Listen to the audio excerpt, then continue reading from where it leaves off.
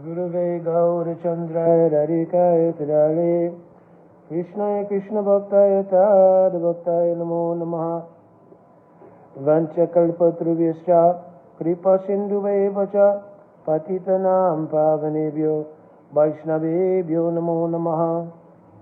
Jai Shri Krishna Chaitanya Prabhu Nityanand Shri Advaita Gadadhar शिवसारी Gaur भक्तवृंद।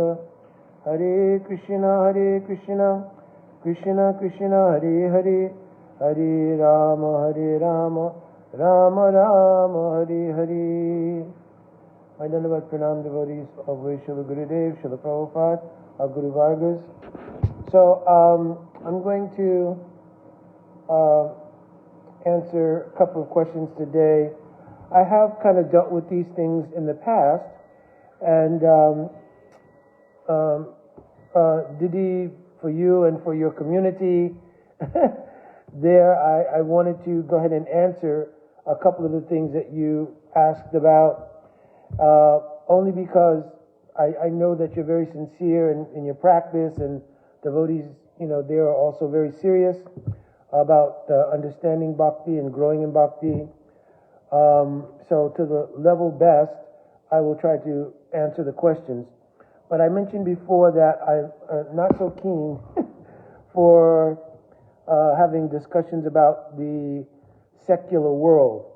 I did read in your comment in the thing that you have brought that up from a previous class that I had discussed, and you mentioned that you did face the idea that people accused you of spiritually bypassing. So, of course, I dealt with that also in the past, that there's really no such thing as spiritual bypassing. First of all, we should always examine where something has appeared in our lexicon from. So, of course, the idea of spiritual bypassing, I guess, was popularized by one professor who happens to be involved in Buddhism also, and he just made it a analysis or observation in his community of something. He coined the term spiritual bypassing. That became a whole thing. So really, in bhakti, there's no such thing as spiritual bypassing, because bhakti is based in absolute truth. And it's not to say that any other genuine religious tradition is not based in absolute truth, because actually dharma is one. Srila Bhaktivinoda Thakur and Jaiva Dharma makes that clear. Everything is really Sanatan Dharma, or Jaiva Dharma means the Dharma of the soul and its relationship with Bhagavan.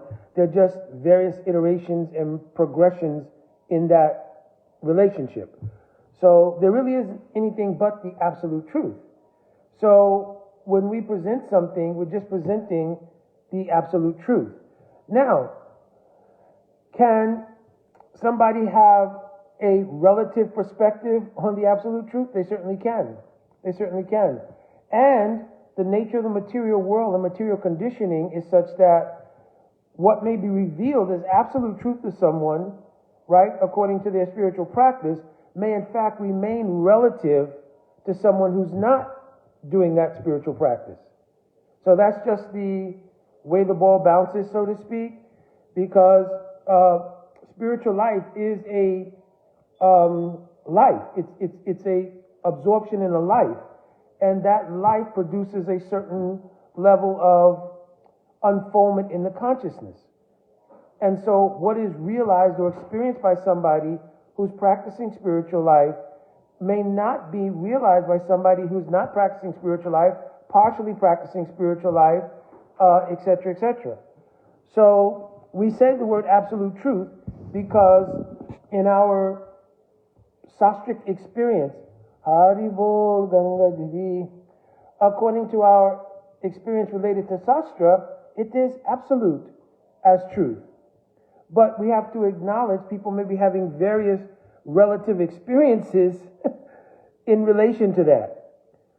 So I mentioned in, I think, the other video that you referenced, that we have to be able to, especially in speaking to people and dealing with people, understand that fact, that though there's an absolute truth, and we may be genuinely trying to unfold to that, there are many relative experiences in and out of practice of spiritual pursuit. So those even who are pursuing the spiritual path may be having relative experiences of unfoldment to that point of absolute truth. And those certainly outside the paradigm of spiritual practice are certainly having relative experiences according to the influence of the modes of material nature. So what sometimes becomes problematic, and then I'll start to address directly what you're asking me about, what starts to become a little bit problematic is the social engineering that pits one situation against another. This is one of the features of Kali Yuga. Manda sumanda matayo, manda bhagyo hiyu bhadrita. So it means that people are influenced by Kali Yuga in such a way, they become short-lived, they're always angry and quarrelsome. These are features of the influence of Kali Yuga and the modes of material nature combined. So you always have this idea that those who are socially engineering the basic living format for most people, they tend to create an environment that exploits that tendency of what happens in Kali Yuga, to pit one person against another person consistently. So, but when you really analyze things from a certain perspective, and I know the issues that you're asking about are pretty controversial, and I don't want to not deal with them. You understand? I want to deal with them, but I want you to understand that there is a gulf of experiences that people are having. So you can't really, just on the basis of what you've understood, go and take up the baseball bat of truth and, just destroy the relative experiences that people are having, right? There are some people who they're not going to have an epiphany in this particular lifetime, perhaps, or many lifetimes to come, of some of these things, because the modes of material nature and its influence is very, very strong. So I didn't mean this to be long. I have many services to do, but let me try to give a brief address to the two particular issues you brought up, which are really kind of controversial issues.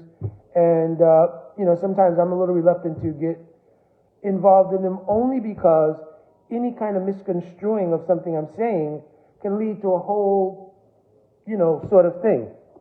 So, but because of our history and because you've asked the question and because the question is really based in your desire to help others and especially in your own grouping and outside of that, I'm going to deal with it. So you asked me particularly about 4 things. 2 of them I directly responded to you, and I told you, because you wanted it to be in a public forum, I told you I would address the other 2 things on this forum.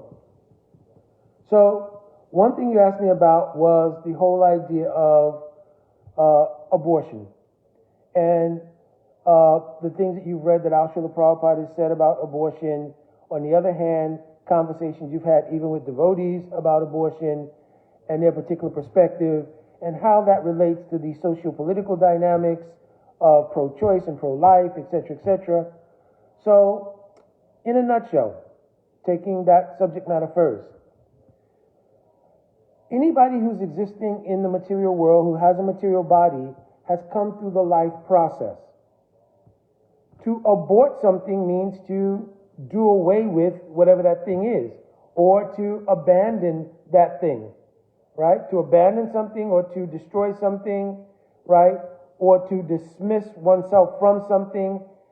Just like even in material circles, people abort a project. It means they give up on that project and get rid of it or leave it to die out or whatever it might be. So aborting the life process is the actual discussion. The socially engineered, socio-political influence is that we're speaking about many other things. We're not really. When you speak about aborting the life process, that's the subject matter.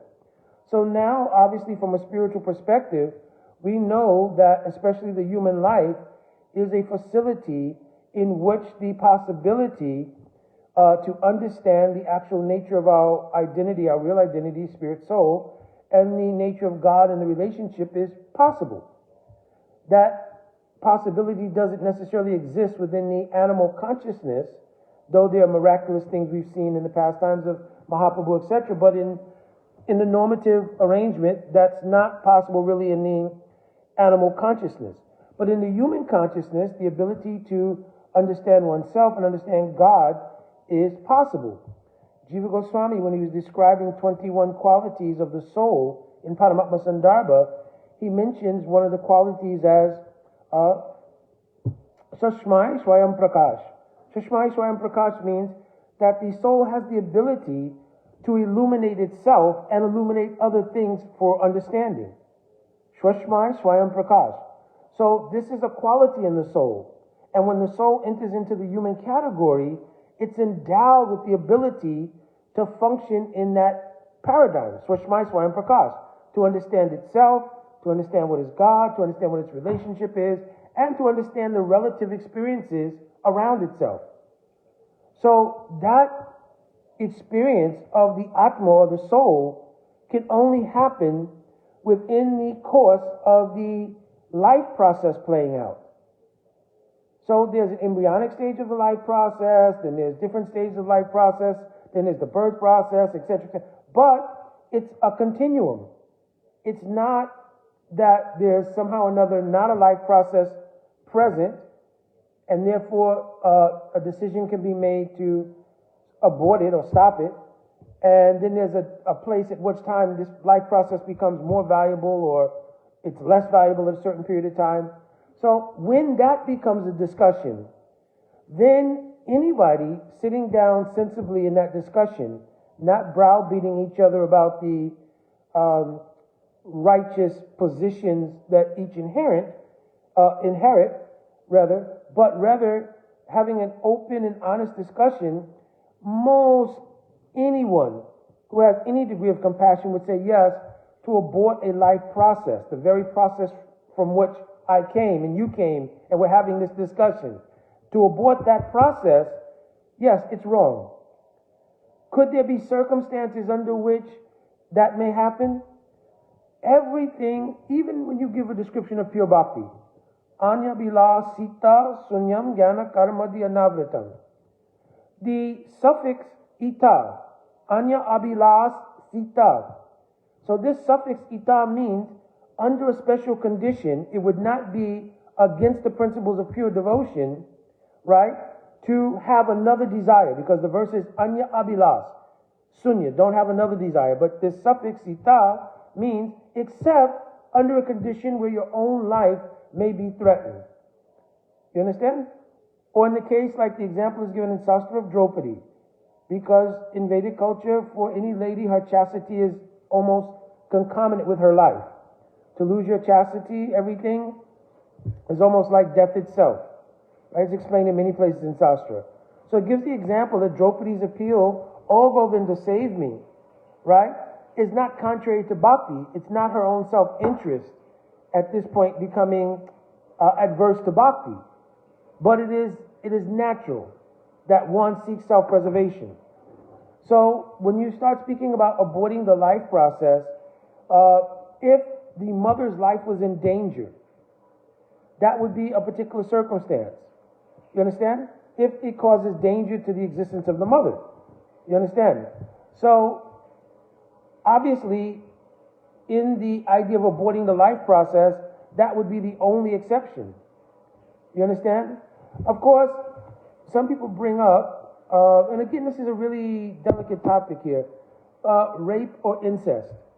Well, in rape or incest, if it creates the psychological profile in the mother that would lead to such a psychological trauma, there may be the taking of her own life, that again has to come into as a consideration. It should not be, because there should be adequate resource that can be dealt with. The health threat, on the other hand, is something that's determined by the medical doctors and so forth and so on. That's a different story. The psychological impact leading to suicidal tendencies or something, that's another thing, right?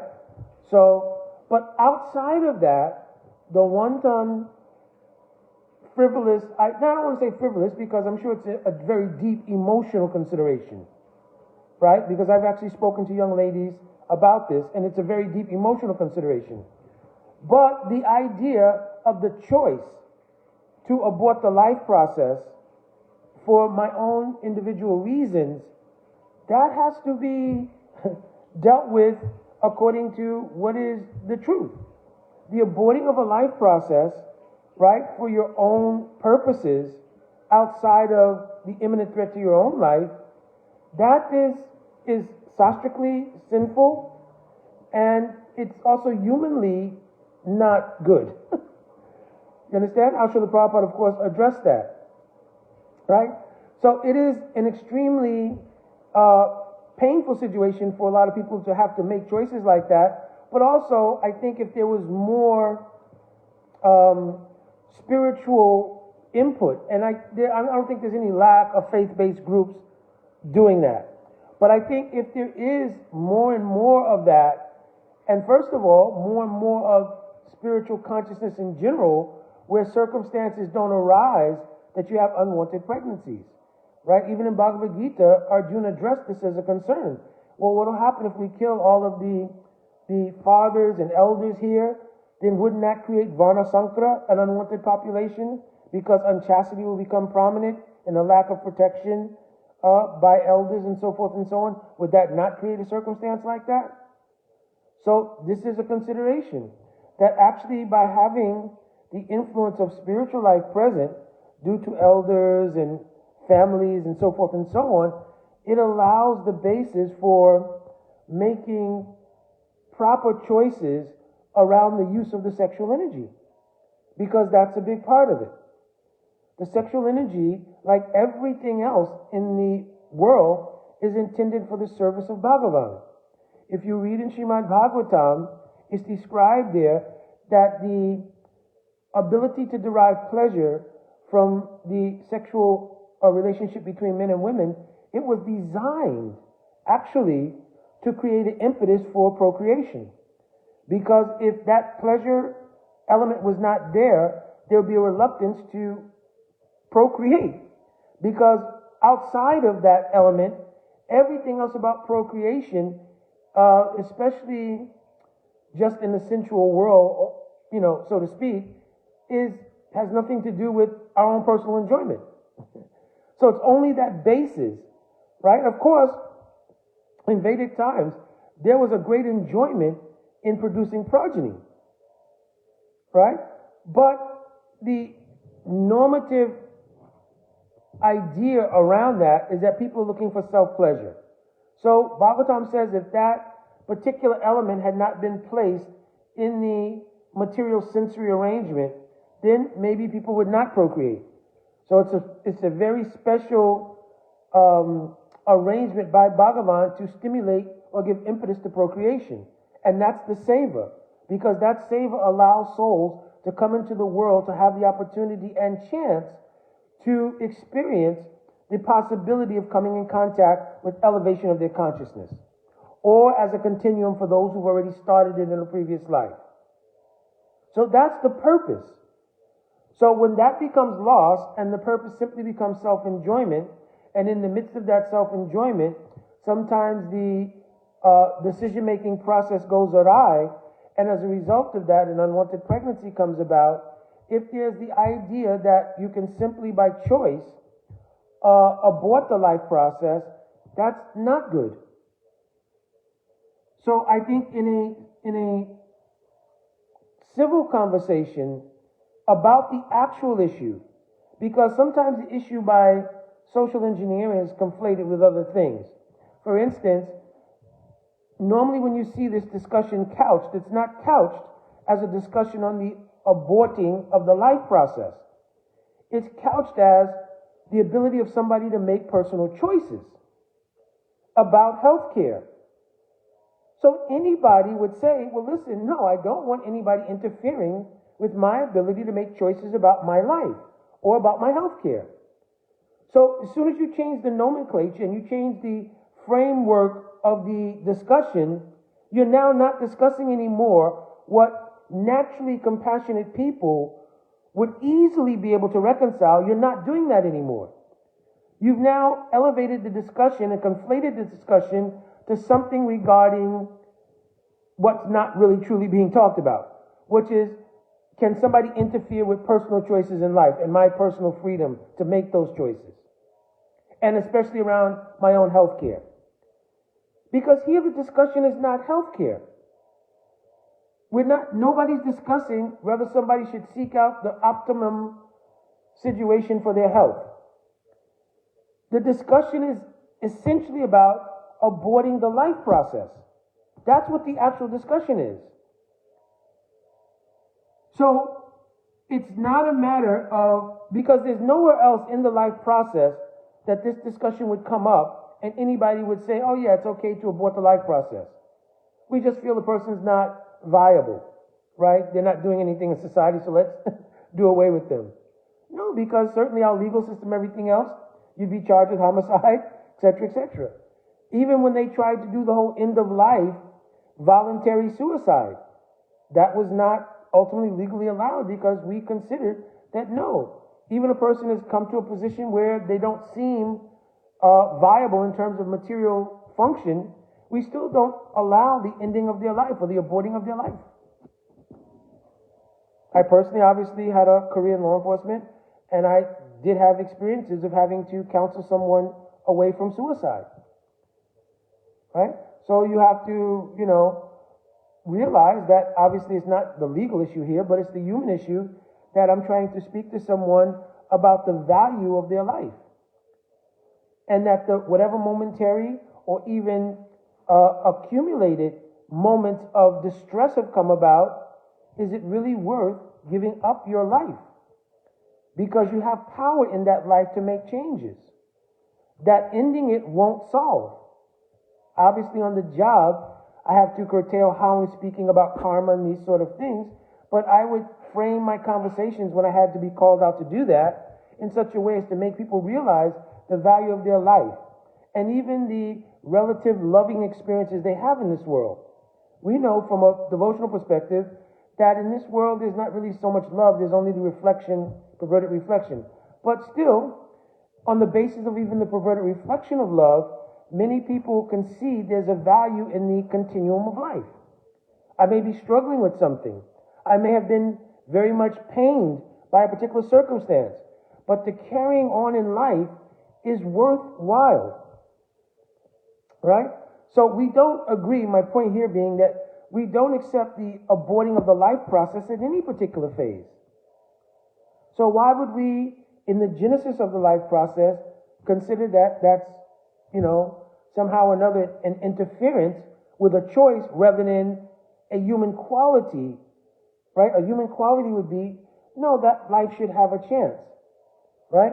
Now, especially when there are many choices that surround that arrangement, there are pre-choices to having a child, both on the male and the female part, because men cannot be exempt from this discussion in the sense that they're responsible parties. You can't say, oh yes, I'm only responsible for the sexual part of it, but then after that the decisions are all up to the lady. And in fact, that becomes part of the argument that many men, for not fulfilling the proper role of being a father, right, create a ripe environment for alternative discussion about whether aborting the life process is okay or not. Because you can point to the faults in the male participation as part of the issue why people would say, no, this is why I'm choosing an abortion. You understand? So men have an equal responsibility to be present, active, loving, caring, and making responsible choices around the use of sexual energy. Of course, for devotees, we should be practicing according to pursuit of our spiritual path. So if you're not having children, really, celibacy should be practiced. Also, though, we realize that everybody is not unfolding at the same level at the same time, etc., etc., etc. So we also don't want to browbeat people who are at a particular level of unfoldment with the absolute truth. Oh, yeah, you're just a nonsense, this and that. People are at their different iterations. And bhakti is so powerful, Harinam is so powerful, that the continuum of the practice will gradually produce the results of everything desirable for obtaining the goal of Krishna consciousness.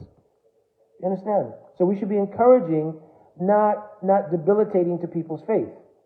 You understand? Especially Guru may more prominently have the position to give more strong chastisement, so to speak, because they don't have any self-interest, then it'll be imbued with love.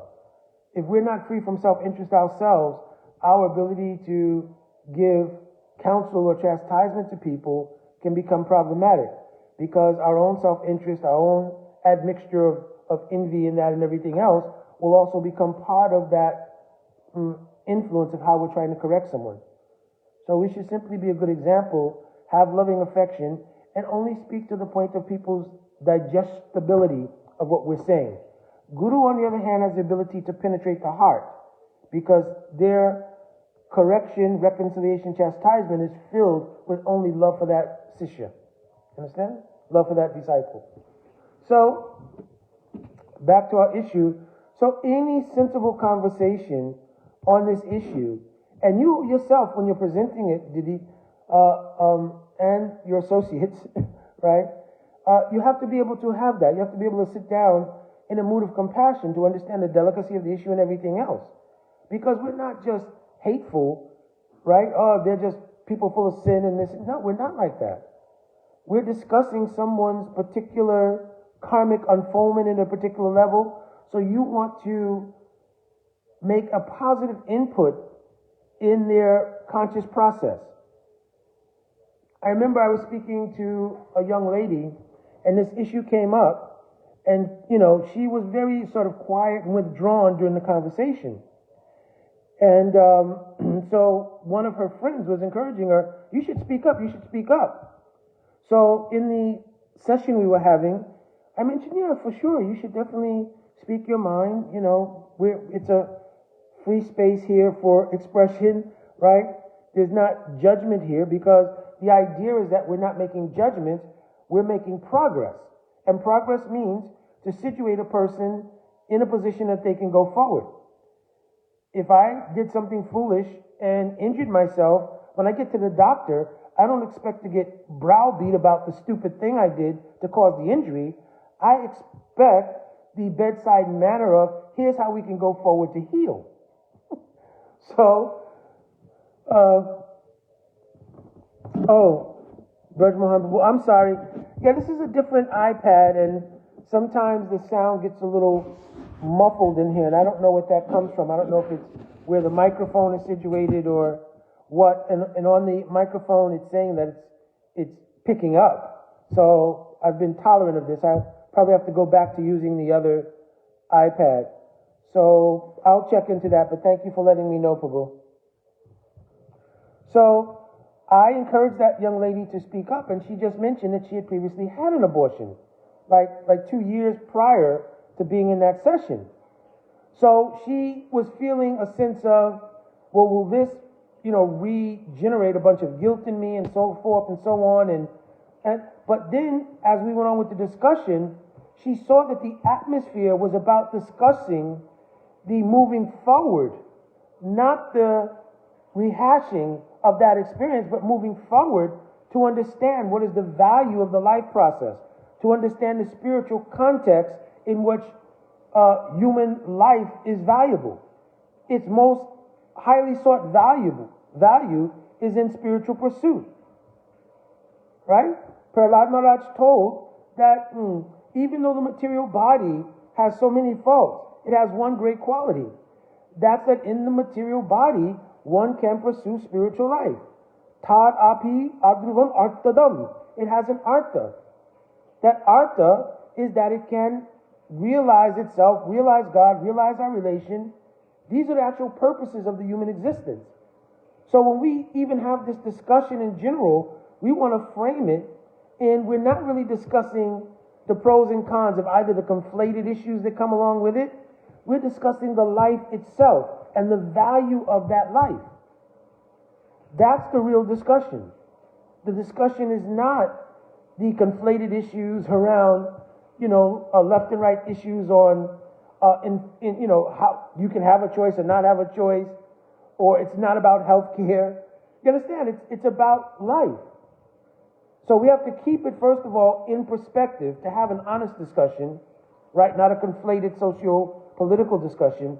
And secondly, it has to be a discussion based in the positivity of what is life and what life can truly afford someone.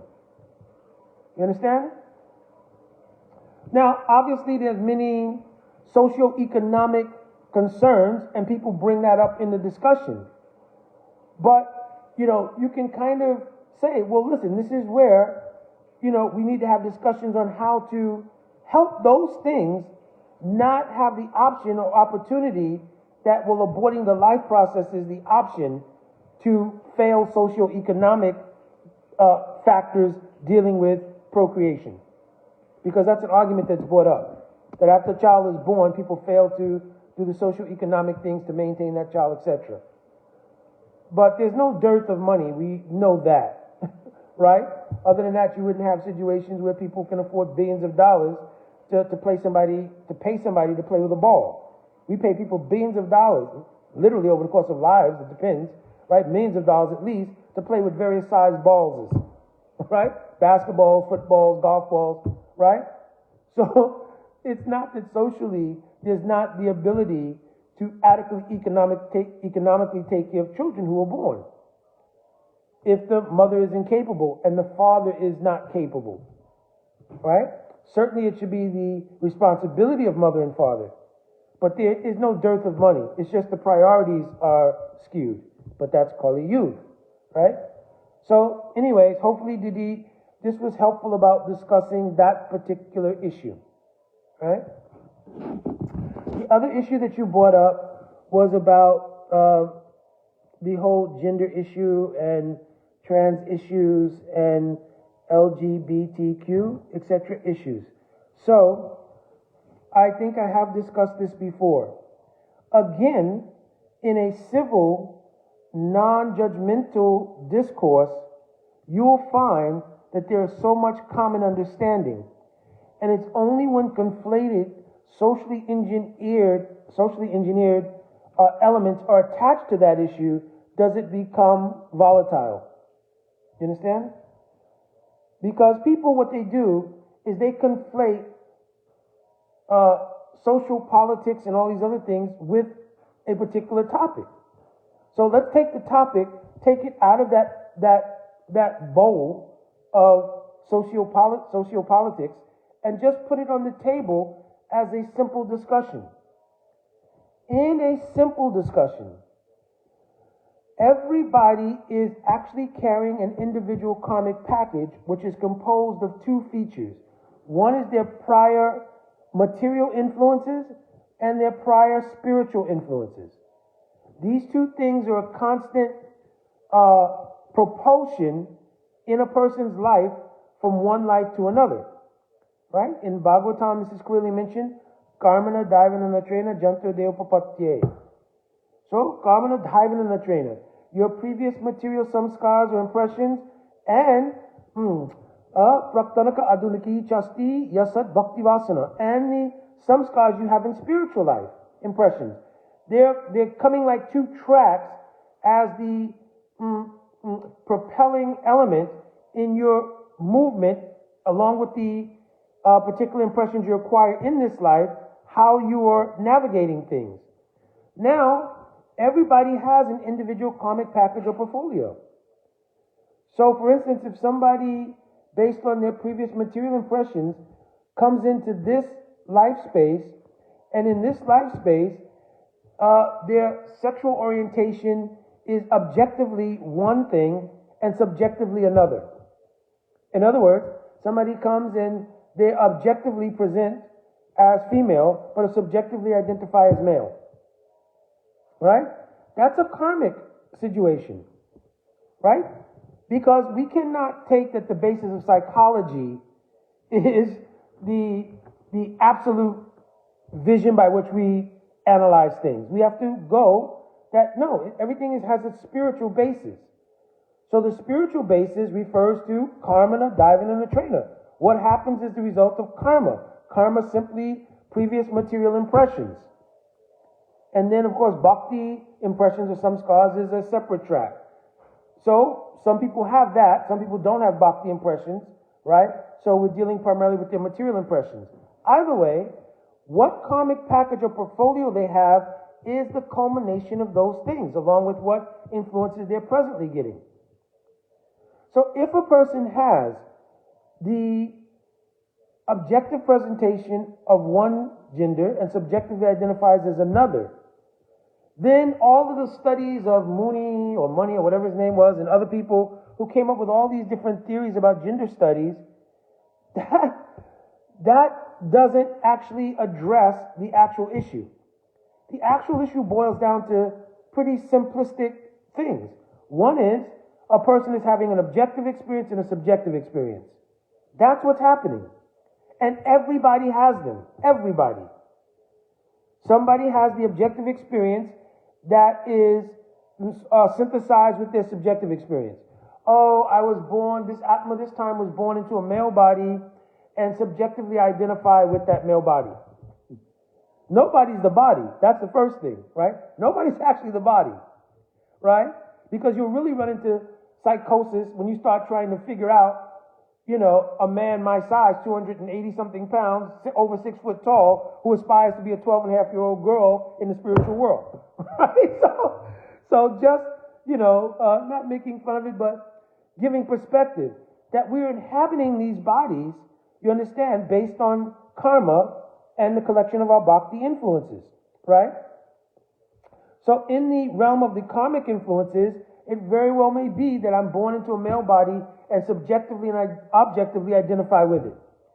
Somebody's born into a body that they objectively have as female or male, but subjectively identify as not male or female, but the opposite. Now,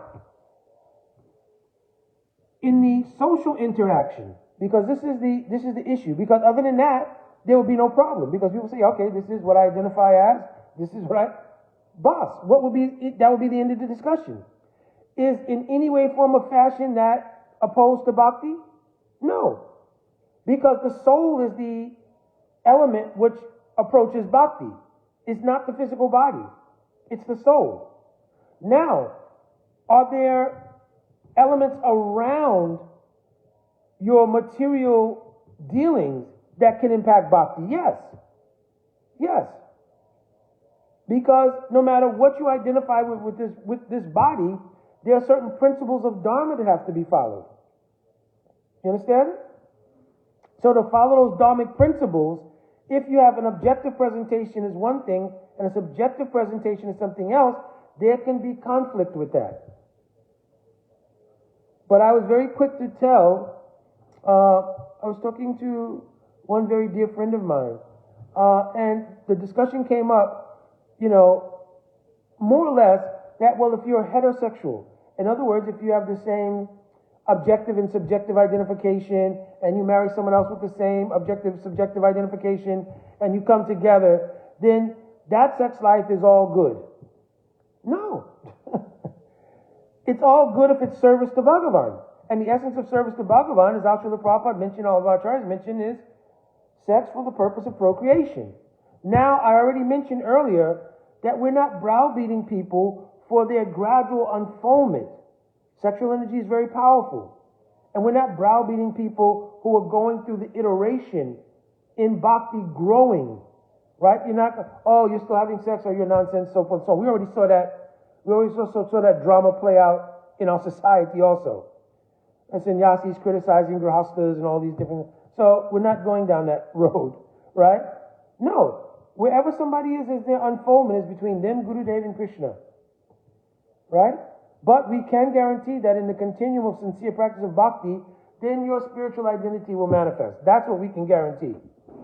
You understand? And where a person is in their iteration in the meantime, or their unfoldment in the meantime, we can only give encouragement by example, first of all, ourselves, and secondly, by encouraging people in the process. Right? Now, it's not that, therefore, heterosexual dealings are all good and any dealings of sexuality in an alternative community is all bad. Both are rated only according to the ability to do service. Obviously, in the alternative sexual community, you cannot produce children. So if there's no possibility to produce children, the question becomes, what is the savor that's involved? But I've spoken to persons who are in the alternative sexual community who are practicing bhakti, and they're practicing celibacy. What will block their progress in bhakti? Just the fact they have an identification that I'm subjectively female, but I present as male, or vice versa? That will not check the progress to pure bhakti. You understand? So when you sit down and you have the real discussion, then you begin to see this is really insignificant in relation to actual practice of bhakti. What makes it, again, controversial, where there's feelings of ill will, and people start to discuss hatred and phobia and all these different kind of things, is when it is conflated with the social engineering and the socio-political agendas and stuff. Because on a simple conversation, you can find mutual respect. For instance, I mentioned this a long time ago on one video that I did.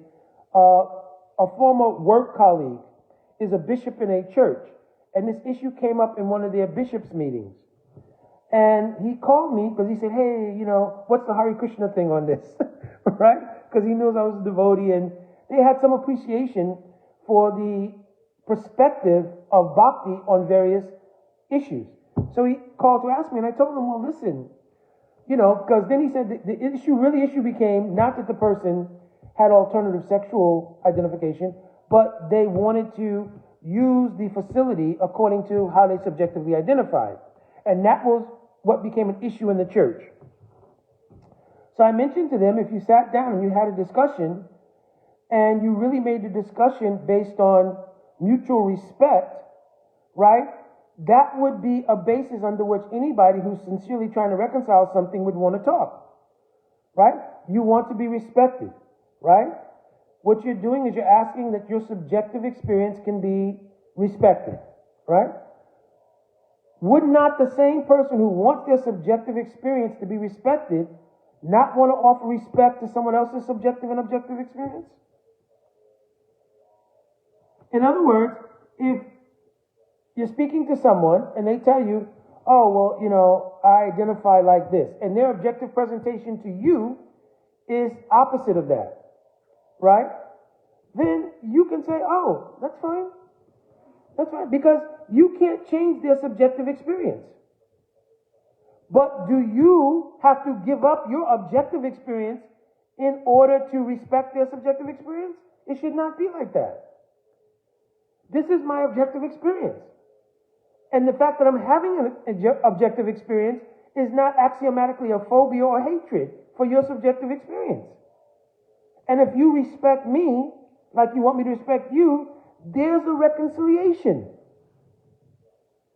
So now let's take it into that practical arena.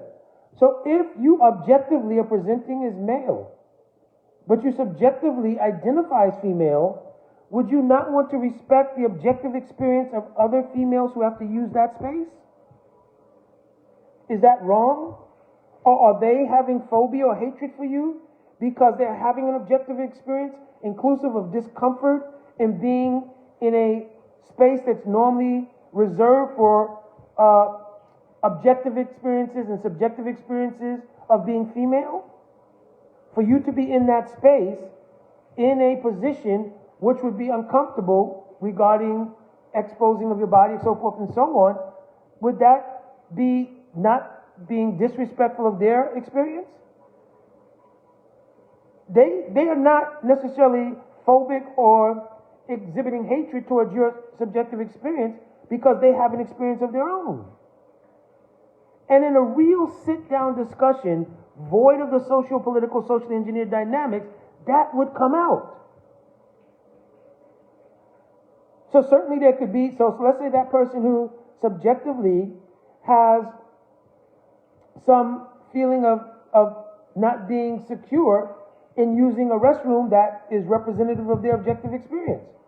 Then an alternative restroom maybe can be created.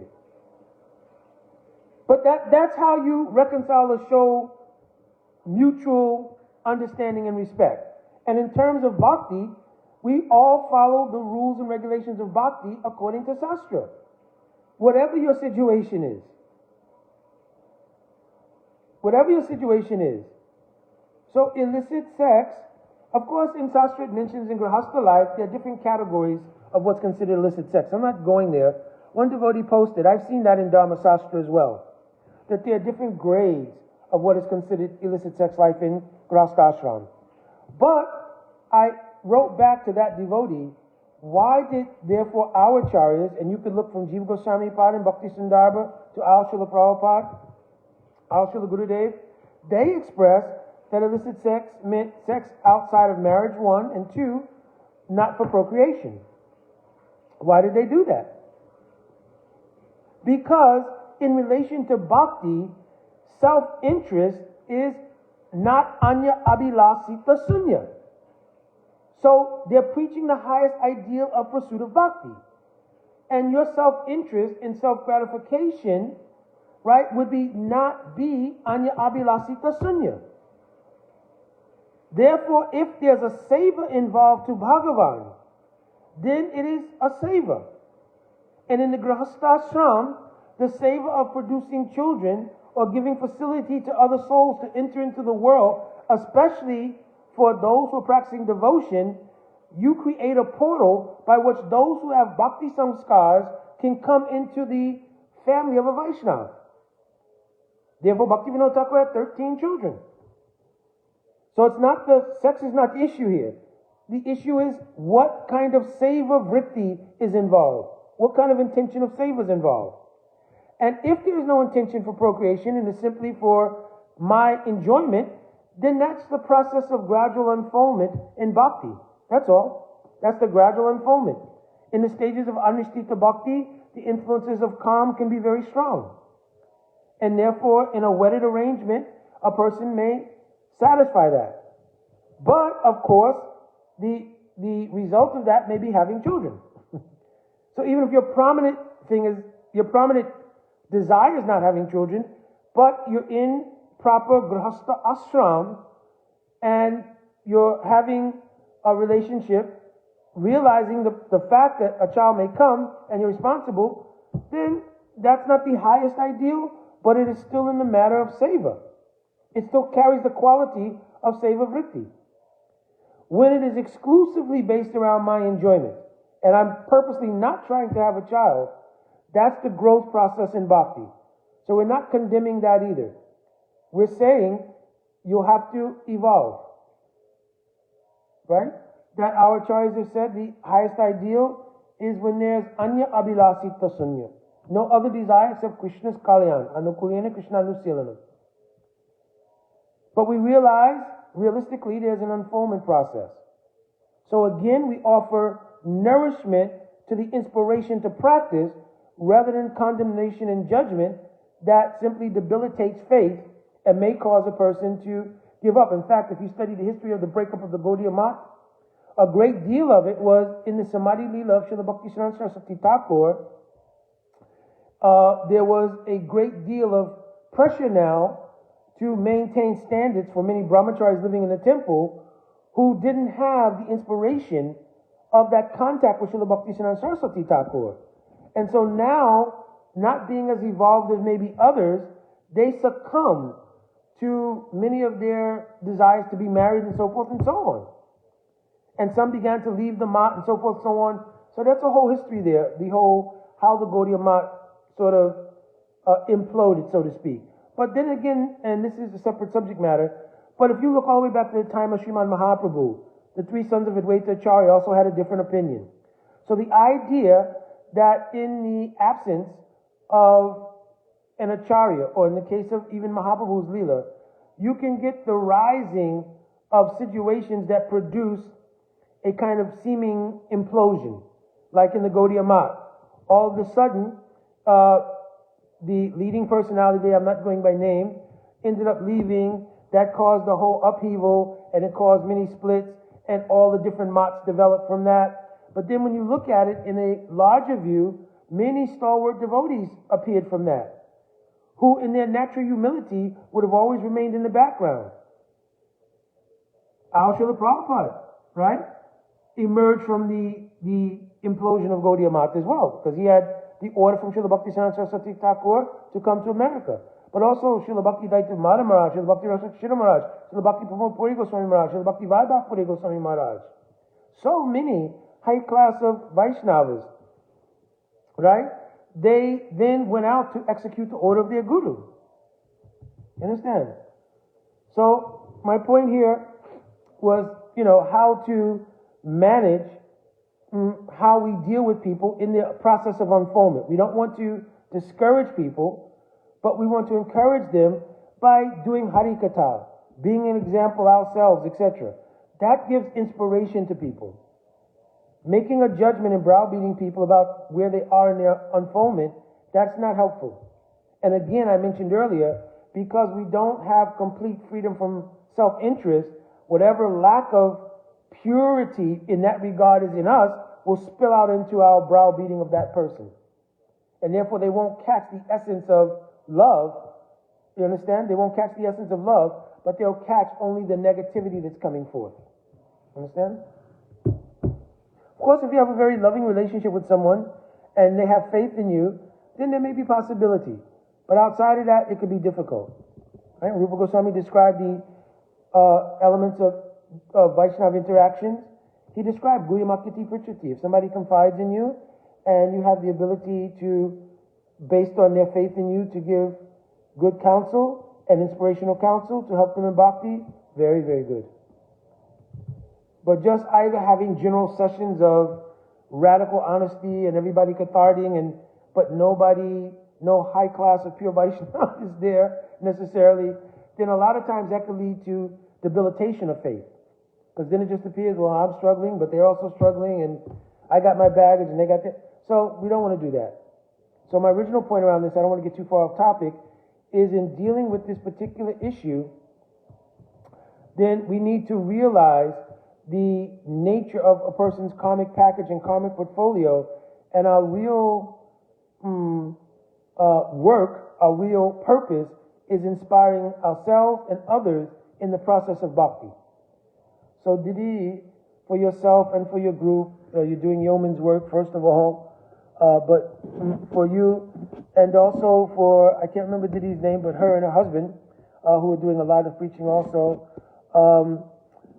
For both of you, same thing, because you're speaking to a lot of people. I know Prabhu, you had asked me the question about dealing with other people like Christianity and so forth and so on. That's a whole different video.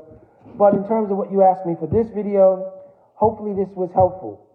One, if you have real discussions about real issues, not conflated issues, you'll find if you remove the fluff from those issues and deal with them in a humane, strictly focused on the issue discussion, you'll find there can be reconciliation about a lot of things. But it's only in conflated socio-political discussions and socially engineered elements creep in that you find a lot of discord and inability to reconcile, and I'm on this side, you're on that side sort of thing. Right? So hopefully this was somewhat helpful. Right? I'm trying to think if I left out anything. Let me look at the message you sent me very quickly. Give me 1 second, devotees. Yeah, those were the primary two things that you brought up. The other two things I answered already personally back to you. And let me see. Yeah, the other thing about sort of extremes regarding alternative sexuality, that you have to, it's an individual case by case kind of thing. You know, somebody like in your post you're talking about pedophilia and all these kind of things. Well, obviously these are extremes and there's no space for that. There's no space to try to understand the mindset of dealing with children inappropriately sexually. And I know, as you mentioned in the thing, that that's a socially engineered dynamic going on and so forth, so on. But for the most part, if we'll deal with what we can deal with, simply, because there's no space for the abuse of children in the name of, let me look up the thing you described it as. Forgive me, devotees. Yeah, I've seen this term before too. sexually, minorly attracted persons or whatever. No, there's no space for accommodating that. It is a extreme perversion because there's no possibility to express any kind of spiritual service in regard to something like that. So just to try to extend it onto the arm of other kinds of alternative sexuality is inappropriate. And again, it's socially engineered, and it's a socio-political dynamic where you try to add on. Because if you study history even of the alternative sexual community, there was a kind of linking of that with the civil rights movement, right?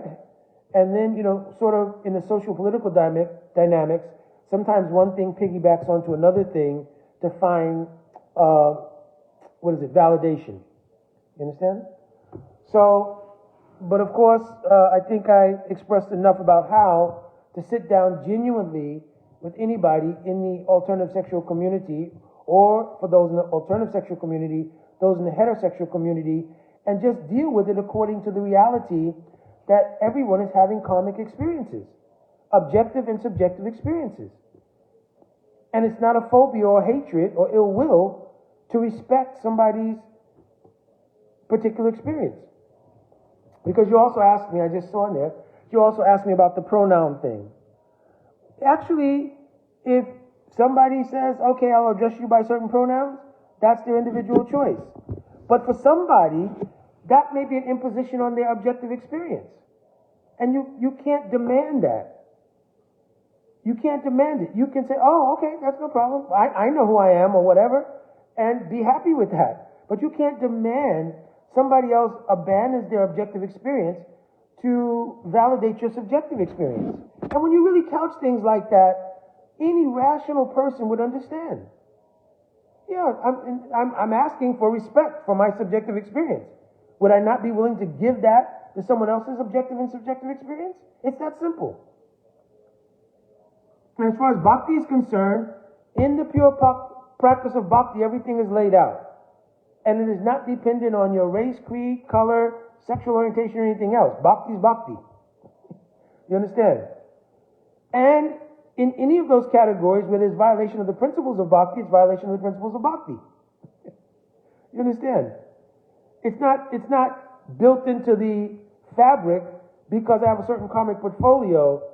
I am rubber stamped already, not having the ability to practice bhakti. There's no such thing. In any condition of life, one can pick up the practice of bhakti. But then one has to conform to the actual things which give the results of the practice of bhakti.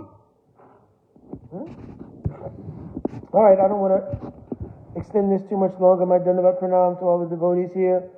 Guru Karuna Prabhu is on, he's my senior, so he can make any corrections there also. And also, other devotees I've seen on, now all the names have disappeared, but I saw others who were on who are also senior, and they can make corrections also. Alright, my Dandavat Pranam devotees, Vanchakalpaturvishya, Kripa Sindhuvayevacha, Patitanam Pavanebhyo Vaishnavebhyo Namo Namaha.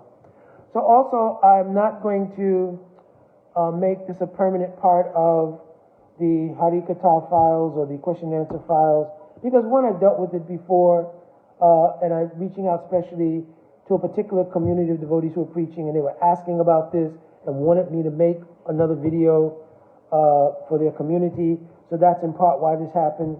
So I'm not sure I'm going to leave this as part of the permanent file of question and answer sessions. Right? My Dandavat Pranam, hope everyone enjoys the rest of their Kartik Maas. Bhishma Panchak started yesterday for most devotees, so hopefully everyone has a remaining Kartik Maas of very deep absorption. Jai Haribo, Radhe Radhe.